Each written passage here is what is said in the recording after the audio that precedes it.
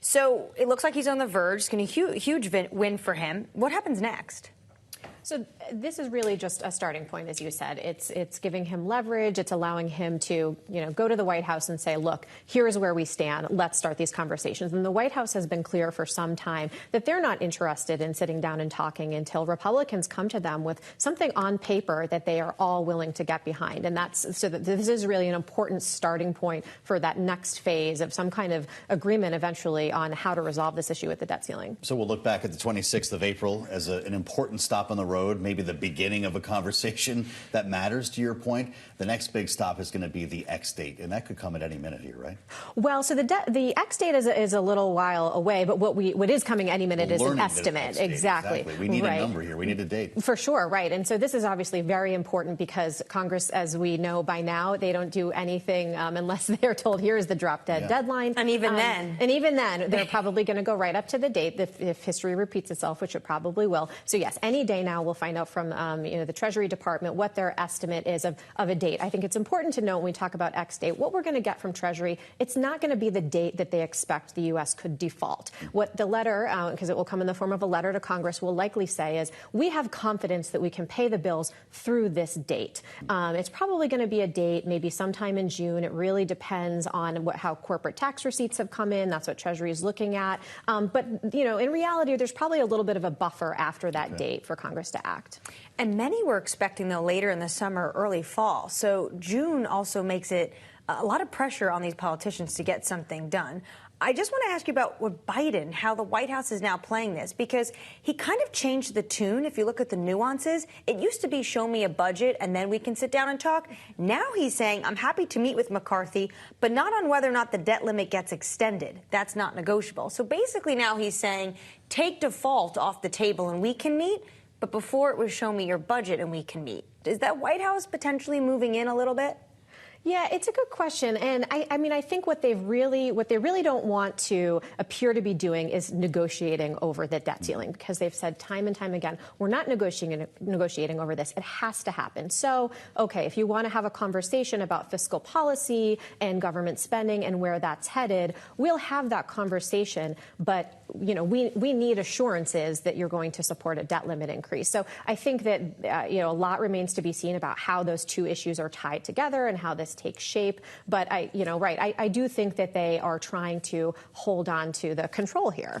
We talked to Senator Ted Cruz about this yesterday on Balance of Power. His take on the debt ceiling debate. Here he is. It is critically important for leaders in the House and leaders in the Senate to force real spending reforms. Now, let me be clear. Under no circumstances should the United States default on our debt. And there's one person on planet Earth who could make that 100% certainty. That's Joe Biden.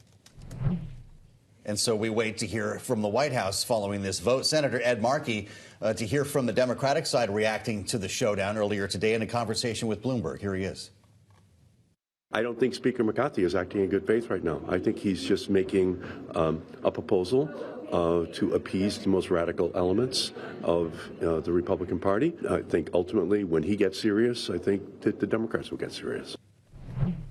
This is just an incredible lack of trust between the two parties and between both ends of Pennsylvania Avenue right now. So it's going to be fascinating in the next hour to see how this pans out. Yeah, exactly. Also happening on the other side of Pennsylvania Avenue, even though the vote is very exciting, we have President Biden meeting with South Korea's President Yoon. He's here for a state visit at a very difficult time, given the fact that these leaks came out. Sam Kim, thank you for joining us and welcome to Washington. You'll be with us for a few months, but you're in Seoul normally. Give us the sense of the lead up to this visit and how potentially complicated it was due to the fact that these leaks happened. Well, the sense I got while I was in Korea was that the presidential office of Yoon Yeol wanted to kind of play this down as much as possible because these things happened right before the summit with Joe Biden, which is a very important partner for Yoon. And the local media tended to see this as something like that. They want to have this played down. They want the presidential office wants to keep quiet about this issue. And I think kind of played out for them very well, given that it didn't really hurt his approval ratings before coming to Washington. So I think President Yoon basically thinks and wants to think this way.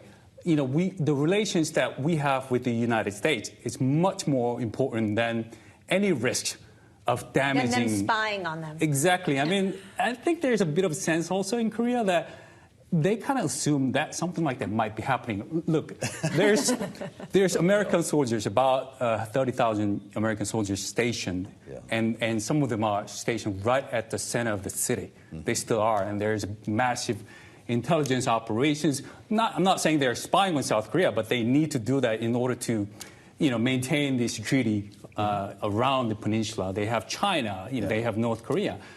So this is an important operation for South Korea, according to some of the people who are okay with the idea. And you mentioned trust, and trust is something that is really important for Korea. Well, with regard to that, these two gentlemen, these two presidents went into overtime in the Oval Office. Their bilateral news conference began 90 minutes late with people waiting in the sun in the Rose Garden. Was it the conversation about economic tensions or national security that kept them there? That's a good question. I mean, I wasn't inside the meeting, so I can't tell you with 100% confidence, but there's a lot more to the alliance between South Korea and the U.S. now than there used to be 10, 20 years ago. Korea is probably one of the biggest semiconductor manufacturers in the world. Yes, right. In terms of memory chips, they control 2/3 of the entire market. So there's a lot more that the U.S. expects from South Korea because they want to turn things around in terms of supply chains against China. They need South Korea.